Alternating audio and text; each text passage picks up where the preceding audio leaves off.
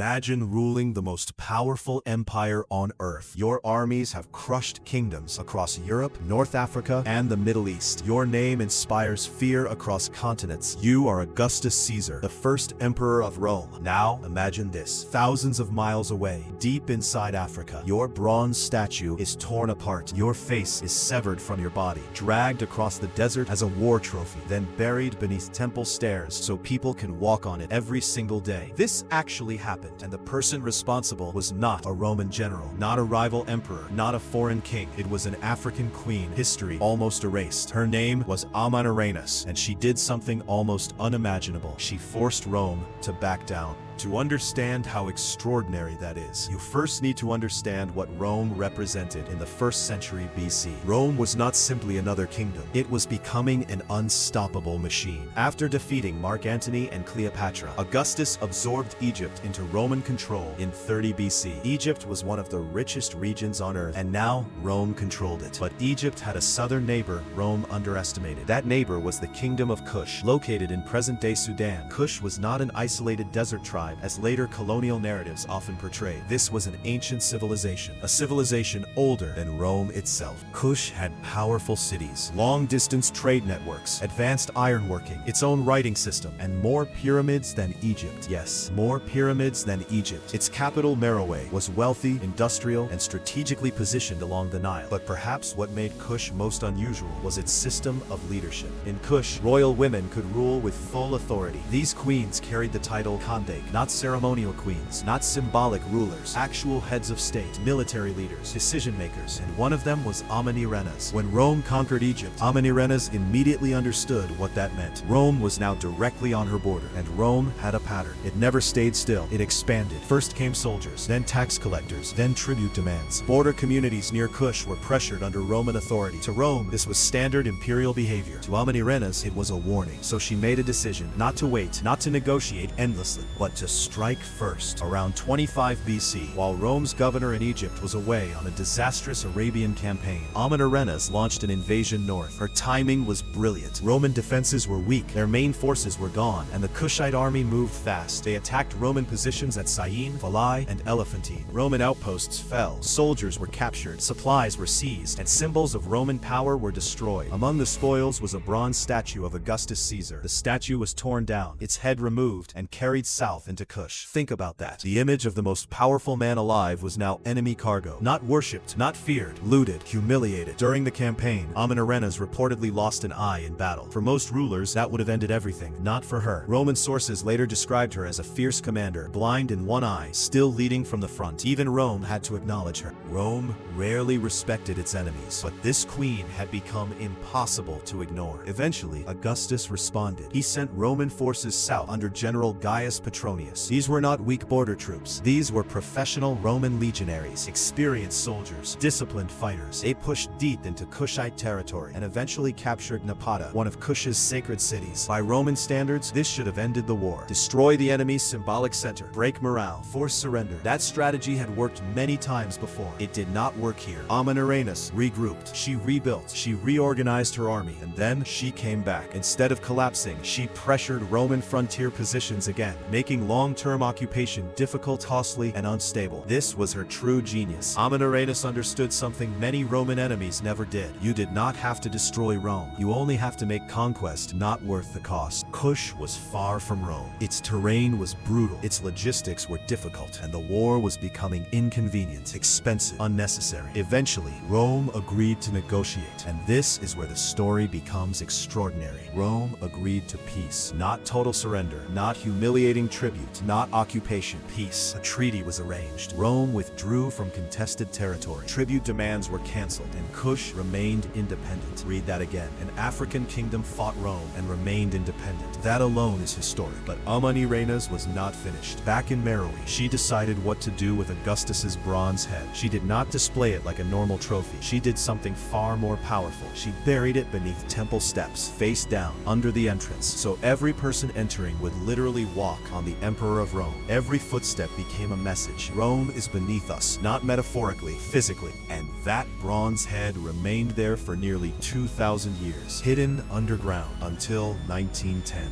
British archaeologists excavating in Sudan uncovered it beneath a temple entrance, exactly where it had been placed centuries earlier. Still preserved, still real. Today, that bronze head is displayed inside the British Museum. A Roman emperor's face, recovered from African soil after being used as a symbol of one of Rome's most embarrassing defeats. And most people walk right past it without knowing the story. But now, you know. Amanirenas was not simply defending her kingdom. She was rewriting assumptions about Africa, about women in antiquity, and about Rome itself. History often teaches Rome as unstoppable, but empires are rarely as invincible as they appear. Sometimes all it takes is one leader who refuses to be intimidated, one queen, one eye, and one decision to fight back. Amanirenas did not conquer Rome. She did something arguably harder. She made Rome respect a boundary. And in the ancient world, that was a victory very few could claim. So next time someone tells you ancient Africa was disconnected from world history, remember this. An African queen once forced Augustus Caesar to negotiate, then buried his face beneath her people's feet and left it there for history to find.